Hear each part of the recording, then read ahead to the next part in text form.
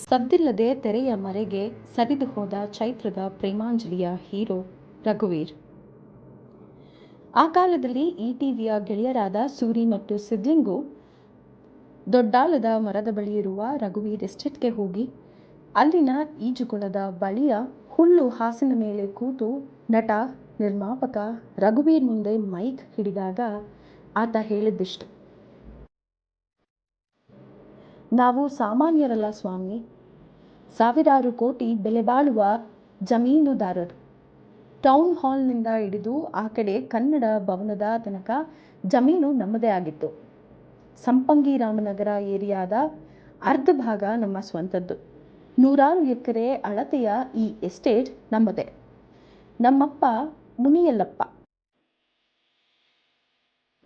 ಬೆಂಗಳೂರಿನ ಪ್ರತಿಷ್ಠಿತ ಕಾಂಟ್ರಾಕ್ಟರ್ ಆಗಿದ್ದವರು. ಮಲ್ಲೇಶ್ವರಂನ ಪಿಟೀಲು ಚೌಡಯ್ಯನವರ ಹೆಸರಿನಲ್ಲಿ ಆಡಿಟೋರಿಯಂ ಕಟ್ಟಿಸಿದ್ದು ನಮ್ಮ ತಂದೆಗೆ. ಅಷ್ಟೇ ಏಕೆ, ಅಂಬರೀಷ್ ಅವರ ಹಳೆಯ ಬಂಗಲೆ ಮತ್ತು ವೃತ್ತಾಕಾರದ ಮೆಜೆಸ್ಟಿಕ್ ಬಸ್ ಸ್ಟ್ಯಾಂಡಿನ ಕಾಂಟ್ರಾಕ್ಟರ್ ಕೂಡ ನಮ್ಮಪ್ಪನೇ. ಆದರೆ ನನಗೆ ಸಿನಿಮಾ ಅಂದರೆ ತುಂಬ ಹುಚ್ಚು ಹಿಡಿದಿತ್ತು. ಚೈತ್ರದ ಪ್ರೇಮಾಂಜಲಿ ಚಿತ್ರ ದೊಡ್ಡ ಹಿಟ್ ಆಗಿರುವಂತೆಯೇ ನನ್ನ ತಲೆ ಹೆಗಲ ಮೇಲಿರಲಿಲ್ಲ. ನನ್ನನ್ನು ಬಿಟ್ಟರೆ ಬೇರೆ ಯಾರಿಲ್ಲ ಎನ್ನುವಂತಹ ದಿಮಾಕು ಮತ್ತು ಭ್ರಮೆ ನನ್ನ ಆವರಿಸಿಕೊಂಡು ಬಿಟ್ಟಿತ್ತು.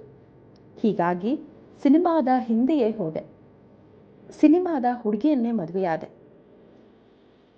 ಹೆತ್ತವರ ವಿರೋಧದ ನಡುವೆಯೇ ಆದ ಈ ಮದುವೆಯಿಂದಾಗಿ ನಾನು ಅಕ್ಷರಶಃ ಬೀದಿಗೆ ಬಿದ್ದೆ.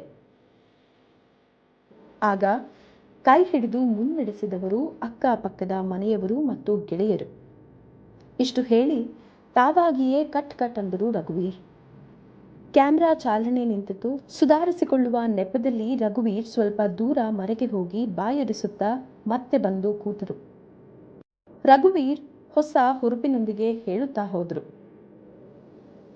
ನಾನು ಮದುವೆಯಾಗಿದ್ದು ಸಿಂಧು ಎಂಬ ಹೆಸರಿನ ನಟಿಯನ್ನ. ವರ್ಷವೊಂದರಲ್ಲೇ ಮಗುವಾಯಿತು.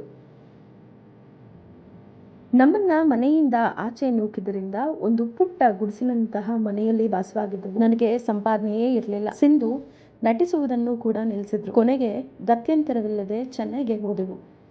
ಅಲ್ಲಿ ಸಿಂಧುಗೆ ಸೀರಿಯಲ್ಗಳಲ್ಲಿ ನಟಿಸುವ ಅವಕಾಶ ಸಿಕ್ಕಿತು. ನಾನು ಬೆಂಗಳೂರಿಗೆ ಬಂದು ಹೋಗಿ ಮಾಡ್ತಾ ಇದ್ದೆ. ಸಿಂಧು ಡಿಮ್ಯಾಂಡ್ ಏರಿದಂತೆಲ್ಲ ನಮ್ಮ ಆರ್ಥಿಕ ಸ್ಥಿತಿ ಸುಧಾರಿಸುತ್ತಾ ಬಂತು. ಇನ್ನೇನು ಬದುಕು ಬಂಗಾರಾಯಿತು ಎನ್ನುವಷ್ಟರಲ್ಲಿ ನಮ್ಮ ನೆಮ್ಮದಿಯನ್ನ ಹಾಳು ಮಾಡಿದ್ದು ಚೆನ್ನೈಗೆ ಅಪ್ಪಳಿಸಿದ್ದ ಸುನಾಮಿ. ಫಂಡ್ ಕಲೆಕ್ಷನ್ಗೆ ಹೋದಾಗ ಸಿಂಧು ಮೂಗೊಳಗೆ ಧೂಳು ತುಂಬಿಕೊಂಡಿತ್ತು. ಇದುವೇ ನೆಪವಾಗಿ ಆಕೆ ಬದುಕಿಗೆ ಗುಡ್ ಬೈ ಹೇಳಿದಳು.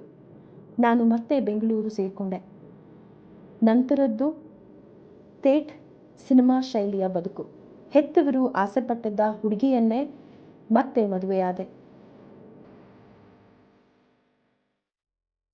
ಬದುಕು ಇಲ್ಲಿಯವರೆಗೂ ತಂದು ಬಿಟ್ಟಿದೆ.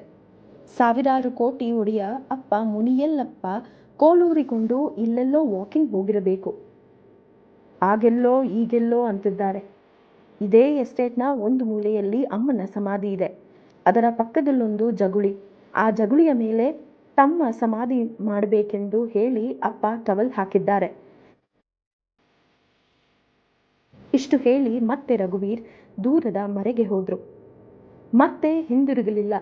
ನಾವು ಕ್ಯಾಮ್ರಾ ಸಹಿತ ಈಟಿವಿ ಆಫೀಸ್ನತ್ತ ಮುಖ ಮಾಡಿದ್ವು. ಇದು ನಡೆದು ಆಗಲೇ ಸಾಕಷ್ಟು ವರ್ಷಗಳೇ ಕಳೆದಿದೆ.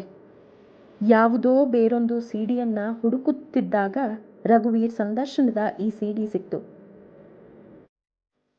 ಇವೆಲ್ಲ ನೆನಪಾಗುತ್ತೆ. ಎಂಥ ದುರಂತ ನೋಡಿ. ಸಾವಿರಾರು ಕೋಟಿ ಬೆಲೆ ಬಾಳುವ ಜಮೀನಿನ ಒಡೆಯನೊಬ್ಬ ದಿಕ್ಕೆಟ್ಟ ಬದುಕಿನ ದುರಾದೃಷ್ಟವಂತನಾಗಿ ಬಿಟ್ಟ. ಯೋಗ್ಯತೆ ಇದ್ದರೆ ಸಾಲದು, ಅದನ್ನ ಅನುಭವಿಸುವ ಯೋಗ ಬೇಕು ಎನ್ನುವುದಕ್ಕೆ ರಘುವೀರ್ ಬದುಕಿನ ಈ ವಿವರಗಳೇ ಸಾಕ್ಷಿ. ದೂರದ ಮರೆಗೆ ಹೋಗಿ ಅಮಲಿನಲ್ಲೇ ಮುಳುಗುತ್ತಿದ್ದ ಕಲಾವಿದನೊಬ್ಬ ದೂರದ ಮರೆಗೆ ಸರಿದು ಹೋದದ್ದೇ ಯಾರಿಗೂ ಗೊತ್ತಾಗಲೇ ಇಲ್ಲ.